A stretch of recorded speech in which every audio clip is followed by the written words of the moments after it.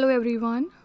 Once again I welcome you all to our platform that is GK Today and this is our daily current affairs class जहाँ पर हम daily basis पर हर दिन most important 10 current affairs को detail में analyse करते हैं.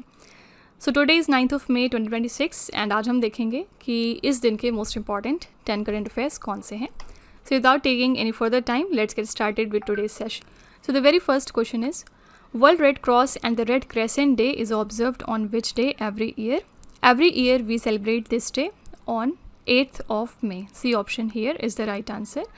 Why? To mark the birth anniversary of Henry Durant. Okay, and 2026 में इनका ये 198th birth anniversary था.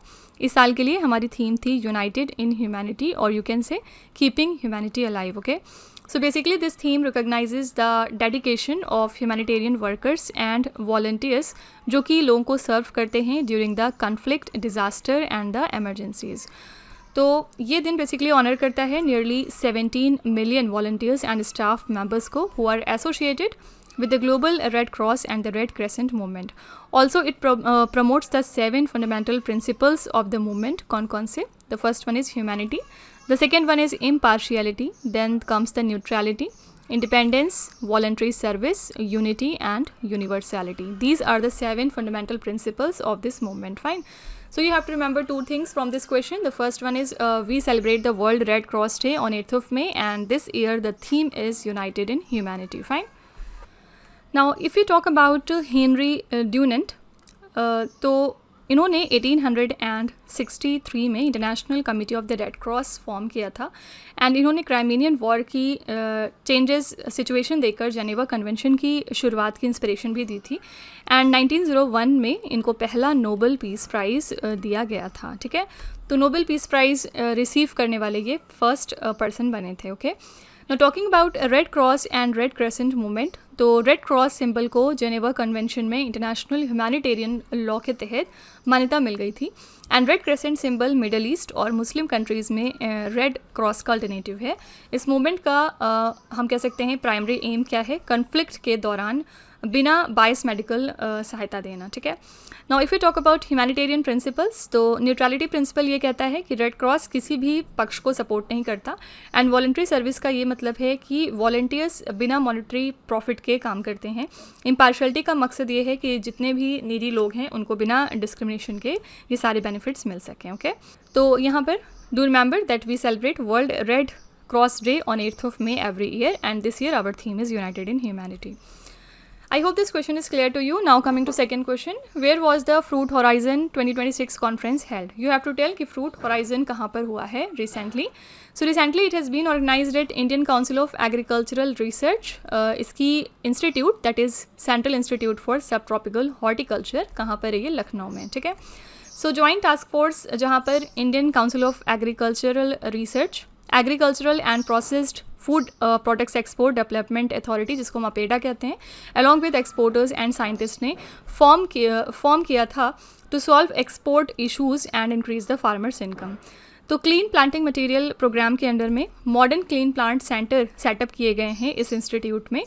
किस लिए? डिजीज़ फ्री प्लांटिंग मटेरियल को डेवलप करने के लिए for the fruits like mango, guava, लीची एंड एवोकाडो क्रॉप्स. ठीक है, तो ये जो कॉन्फ्रेंस था यहाँ पर पर्पस हमारा था कि हम प्रीमियम क्वालिटी फ्रूट्स के ऊपर फोकस कर सकें, ज़ीरो रिजेक्शन स्टैंडर्ड्स हों एंड बेटर स्टोरेज हो सके, साथ ही प्रोसेसिंग और एक्सपोर्ट इंफ्रास्ट्रक्चर भी हमारा बेटर हो सके. ठीक है, तो वेन्यू क्या था फ्रूट हॉराइजन के लिए? The correct answer is A option, that is Lucknow. Okay, now यहाँ पर कुछ कीवर्ड्स जो हमने इस क्वेश्चन में देखे उनके बारे में डिस्कशन करते हैं.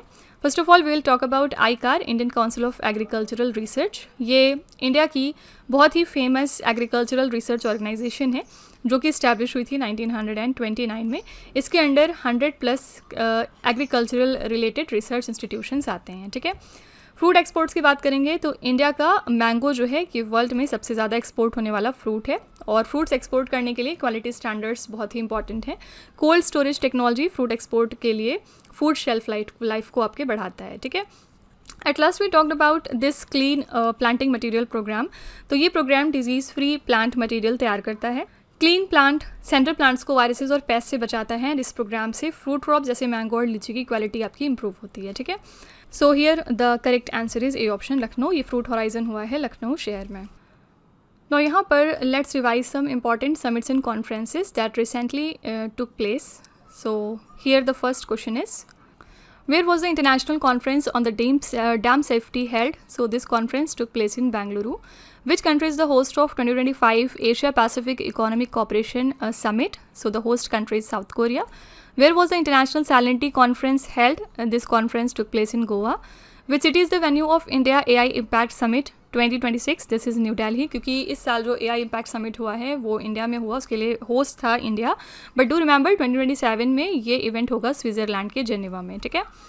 Next is which country is the host of global big cat summit 2026? This is India. Where was the All India Speakers Conference 2025 held? The answer is New Delhi. Where was the Naval Commanders Conference 2025 held? The correct answer is New Delhi. Okay. Now the third question says, Janani initiative was launched by which ministry? So recently this initiative has been launched by Ministry of Health and Family Welfare. ठीक है. इन्होंने Janani initiative को launch किया maternal and child health care services को मजबूत करने के लिए इंडिया में. And the full form of Janani here is the journey of antenatal, natal and the neonatal integrated care. ये बेसिकली अपग्रेडेड वर्जन है आपके RCH पोर्टल का. What is this RCH portal? It is the reproductive and child health portal. तो ये platform digital basis पे track करेगा antenatal care, delivery, post natal care और newborn care को. इसके साथ साथ immunisation and family planning services को भी. ठीक है. तो इसमें इंट्रोड्यूस किया गया है QR enabled digital mother and child health cards, जिसमें ऑटोमेटेड अलर्ट्स होंगे for high risk pregnancies and साथ ही रियल टाइम डैशबोर्ड दिया गया है and reminder system for timely health care services. ठीक है. तो जर्नी इनिशिएटिव को लॉन्च किया है ministry of health and family welfare ने. B option here is the right answer. Talking about this ministry, ये इंडिया की सेंट्रल गवर्नमेंट की एक मिनिस्ट्री है जो कि पब्लिक हेल्थ, फैमिली वेलफेयर और मेडिकल एजुकेशन को रेगुलेट करती है. 2014 में इंडिया के अंदर मिनिस्ट्री ऑफ आयुष को अलग बनाया गया था जो हॉलिस्टिक हेल्थ केयर पर फोकस करता है. ठीक है. Then will talk about maternal and child health care. तो maternal health care pregnancy, delivery और पोस्ट पार्टम केयर को कवर करता है. चाइल्ड हेल्थ केयर में बच्चों का इम्यूनाइजेशन और न्यूट्रिशन शामिल होता है. ऑल्सो वर्ल्ड हेल्थ ऑर्गेनाइजेशन के अकॉर्डिंग दुनिया में मैटरनल मोर्टेलिटी रेट बहुत कम करने में ये जो पॉलिसीज़ हैं ये हेल्प करती हैं. ठीक है. सो WHO का हेडक्वार्टर कहाँ पर है? It lies in Switzerland, Geneva शहर. Okay. Also, there is one more current affairs that you need to know. First of all, you'd have heard about the Maldives country. Recently, it came into news because recently it became the first nation in the world to achieve the triple elimination. What is this triple elimination? तो 3 बीमारियों की यहाँ पर बात हो रही है. पहला है HIV, the second one is syphilis and the third one is hepatitis B. Okay? तो यहाँ पर जो मदर टू चाइल्ड में ये तीनों बीमारियाँ ट्रांसमिट होती हैं, इसको दे हैव एलिमिनेटेड. ऐसा नहीं है कि अब इनकी कंट्री में ये तीनों बीमारियाँ अब टोटली एलिमिनेट हो चुकी हैं. रादर इसका ये मतलब है कि मदर को अगर है तो चाइल्ड में वो चीज़ ट्रांसमिट नहीं होगी. तो ऐसा अचीवमेंट हासिल किया है मालदीव्स कंट्री ने. इसी के साथ ये फर्स्ट नेशन बना पूरी दुनिया का जिसने ये ट्रिपल एलिमिनेशन अपने यहाँ पर अचीव किया. ठीक है. So do remember this point as well and this is your important current affairs. Moving to fourth question. Which institution released the report School Education System in India, Temporal Analysis and Policy Roadmap for the Quality Enhancement? तो ये report किस institution ने release की है? The correct answer here is A option, नीति आयोग. नीति आयोग ने ये report recently release की है. इसमें इन्होंने एनालाइज किया है इंडिया के स्कूल एजुकेशन सिस्टम को using the data from UDISE plus. What is this? Unified district information system for education plus. Also they have use the परख राष्ट्रीय सर्वेक्षण. Okay. And along with that national achievement सर्वे भी इन्होंने use किया है. Also annual status of education report. तो इन सारी report को कंबाइन करके इन्होंने फाइनली अपनी ये रिपोर्ट जारी की है. तो इस रिपोर्ट में इन्होंने बताया कि स्कूल के इंफ्रास्ट्रक्चर में क्या क्या इंप्रूवमेंट्स हो सकते हैं, डिजिटल लर्निंग कैसे बेटर हो सकती है, गर्ल्स का पार्टिसिपेशन हम कैसे इंक्रीज़ कर सकते हैं, scheduled caste and scheduled tribe के स्टूडेंट्स का एनरोलमेंट कैसे बढ़ा सकते हैं एंड लर्निंग आउटकम्स कैसे हैं आफ्टर द पैंडमिक. ठीक है. तो simply you have to remember that this report has been released by the Niti Aayog. NITI Aayog was formed in the year 2015 and by replacing which commission, so planning commission was replaced by NITI Aayog. ठीक है. ये सारे points you have to remember. Also don't forget that Niti Aayog में अभी recently नई CEO appoint हुई हैं and her name is Nidhi Chhibber. Okay. तो इनको एडिशनल CEO का पोस्ट मिला है नीति आयोग में. ओके. नीति आयोग में नीति का फुल फॉर्म क्या है? National institution for transforming India. ये पॉलिसी फॉर्मुलेशन और एडवाइजरी के बेसिस पे काम करते हैं इंडियन गवर्नमेंट के लिए. इंडिया में राइट टू एजुकेशन एक्ट 9 से फ्री और कंपलसरी एजुकेशन सभी बच्चों को दी गई। बाद में जाके आर्टिकल नंबर 21A जोड़ा गया कॉन्स्टिट्यूशन में अंडर 86 कॉन्स्टिट्यूशनल अमेंडमेंट एक्ट, जिसके अंडर में जितने भी 6 से लेकर 14 साल के बच्चे हैं उनको प्राइमरी एजुकेशन देना मैंडेटरी है। एंड CBSE यानी central board of secondary education, ये सबसे बड़ा नेशनल स्कूल बोर्ड सिस्टम है इंडिया का। सर्व शिक्षा अभियान 2001 की बात करेंगे तो इससे प्राइमरी एजुकेशन बढ़ाने का टारगेट किया गया था। ठीक है, शेड्यूल कास्ट और शेड्यूल ट्राइब्स की हम यहाँ पर बात कर रहे थे। तो SC ST जो हैं ये भारत के कॉन्स्टिट्यूशन के शेड्यूल में प्रोटेक्टेड कम्युनिटीज़ हैं। जो पुराने और बैकवर्ड क्लासेस के लोग हैं उनके लिए रिजर्वेशन SC ST को कॉन्स्टिट्यूशन प्रोवाइड करता है। ठीक है, so the correct answer here is A option, that is NITI Aayog. यहाँ पर चलिए हम थोड़े से रिपोर्ट्स एक बार रिवाइज कर लेते हैं जो रिसेंटली रिलीज़ हुई हैं।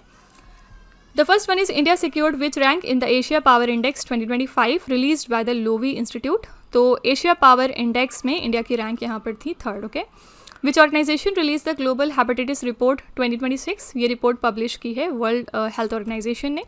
The global land outlook thematic report on ecological connectivity and land restoration was launched at which event? So this is IUCN World Conservation Congress. Which institution released the report titled as India's Blue Economy Strategy for Harnessing Deep Sea and Offshore Fisheries? ये report दी है नीति आयोग ने again.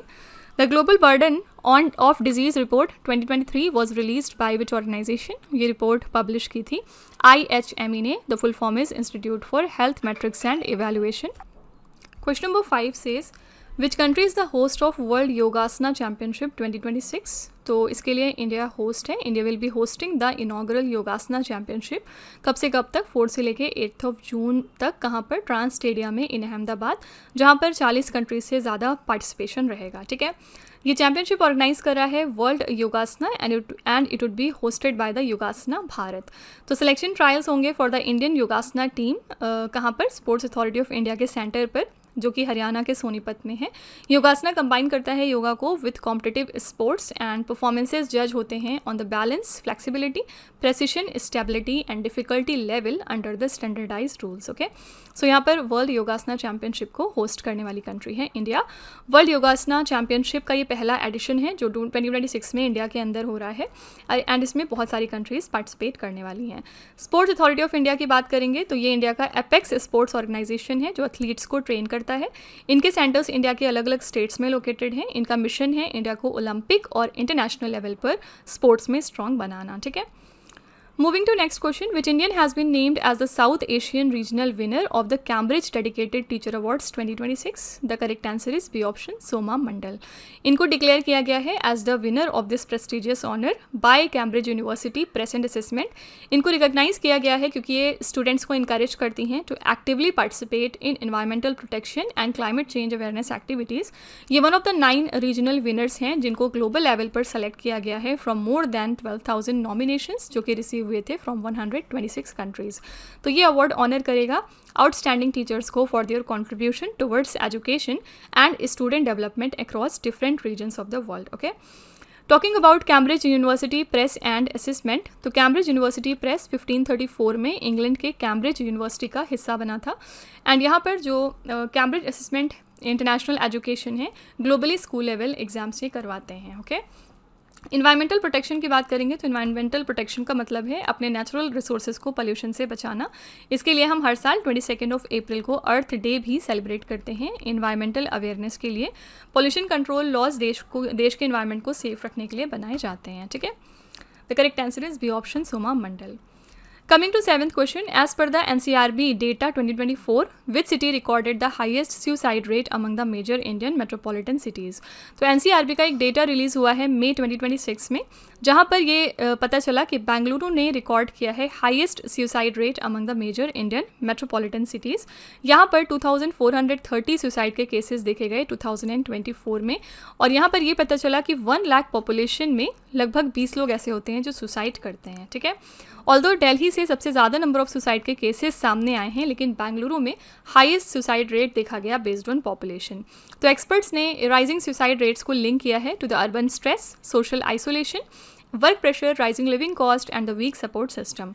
इसके अलावा बेंगलुरु में record हुए हैं 4748 cases of crimes against women in 2024। इसी के साथ ये वन ऑफ द सिटीज़ थी with the highest such cases in India. ठीक है, टॉकिंग अबाउट NCRB, ये इंडियन गवर्नमेंट की एजेंसी है जो क्राइम डेटा को कलेक्ट और पब्लिश करती है। इसकी फॉर्मेशन हुई थी 1986 में मिनिस्ट्री ऑफ होम अफेयर्स की तरफ से, एंड ये हर साल इंडिया में क्राइम्स का स्टैटिस्टिकल रिपोर्ट रिलीज़ करते हैं। Okay, moving to next question, which state or the union territory is the host of Commonwealth table tennis championship 2026। तो ये टेबल टेनिस चैम्पियनशिप होस्ट करेगा दिल्ली 27 जुलाई से लेके 2 अगस्त तक। यहाँ के त्यागराज स्टेडियम में ये इवेंट होगा। ये चैम्पियनशिप ज्वाइंटली ऑर्गेनाइज कर रही है Delhi government along with the table tennis federation of India. 35 countries लगभग इसमें पार्टिसिपेट करेंगी, जैसे कि England, Australia, Canada, Malaysia, Singapore and south Africa. ठीक है, तो ये 7 दिन का टूर्नामेंट है और इसमें मल्टीपल कंपटीशन कैटेगरीज फीचर की जाएंगी, एंड ये सपोर्ट करेगा हमारे विजन 2036 ओलंपिक्स मिशन को bye promoting sports infrastructure and global sporting events in India. ठीक है, तो कॉमनवेल्थ एक इंटर गवर्नमेंटल ऑर्गेनाइजेशन है जिसमें बहुत सारी इंडिपेंडेंट कंट्रीज़ शामिल होती हैं, एंड ये जो इवेंट है ये दिल्ली में होगा। ठीक है, moving to 9th question, which country introduced its first humanoid robot monk named as Gabi. तो साउथ कोरिया ने इंट्रोड्यूस किया अपना पहला ह्यूमनाइड रोबोट मॉन्क जिसका नाम रखा है गाबी एट अ बुद्धिस्ट सेरेमनी जो कि जोग्यसा टेम्पल में हुआ है 6 मई 2026 को। गाबी was presented by the Jogi order ahead of Buddhas birthday celebrations on 24 मई। और ये एक ह्यूमनाइड रोबोट है, मतलब एक तरह का मशीन है जिसको डिज़ाइन किया गया है with a human like body structure. और इस सेरेमनी में गाबी ने बो किया है to the monks, devotion pledge किया to the Buddhism and receive the dharma named as Gabi. Okay, जिसमें Siddhartha and the Korean word add किया गया है फॉर मर्सी। ओके, तो simply you have to remember कि जो पहला ह्यूमनाइड रोबोट मॉन्क है उसका नाम क्या है, गाबी, एंड किस कंट्री ने इसको लॉन्च किया है, तो सी ऑप्शन साउथ कोरिया ने। ओके, साउथ कोरिया की कैपिटल क्या है, so this is the Seoul. ये एशिया की एक बहुत ही प्रमुख फाइनेंशियल हब है, राइट। और सैमसंग और ह्यूंडई जैसे जो ग्लोबल कंपनीज हैं वो साउथ कोरिया से ओरिजिनेट हुई हैं। Moving to last question, which city is the host of BRICS agriculture ministers meeting 2026। तो ब्रिक्स एग्रीकल्चर मिनिस्टर्स मीटिंग को होस्ट कर रहा है इंडिया इस साल। कहाँ पर, इंदौर में। कब होगी ये मीटिंग, तो जून में होगी, जून 2026 में। ठीक है, तो बहुत सारे जो कंट्रीज़ आती हैं ब्रिक्स में वो वहाँ के मेंबर्स आएंगे इसमें पार्टिसिपेट करने। तो ये यहाँ पर जो डिस्कशन होगा उसका फोकस है फूड सिक्योरिटी, मॉडर्न जो भी एग्रीकल्चरल प्रैक्टिसेस हैं, international agricultural trade and farmers welfare. तो ये जो मीटिंग है इसमें हाईलाइट किया जाएगा क्लाइमेट रेजिलिएंट एग्रीकल्चर को, डिजिटल एग्रीकल्चर को एंड एग्रीकल्चरल सप्लाई चेन्स को स्ट्रेंथन करने की बात की जाएगी। ठीक है, तो correct answer is A option Indore. Do remember, इस साल ब्रिक्स की प्रेसिडेंसी जो है वो इंडिया के पास है। 2025 में ब्रिक्स की प्रेसिडेंसी थी ब्राज़ील कंट्री के पास में। ओके, तो फ्रेंड्स ये हमारे मोस्ट इंपॉर्टेंट 10 करंट अफेयर्स थे आज के। I really hope you have like the session. Please let me know in the comment section कि आपको क्लास कैसी लगी। In case you find it useful तो please hit the like button, और अपने फ्रेंड्स के साथ भी आप इन वीडियोज़ को शेयर कर सकते हैं। Now we will meet again tomorrow with the next lecture. Till then stay tuned. Thank you so much for watching. Also don't forget to like, share and subscribe our channel.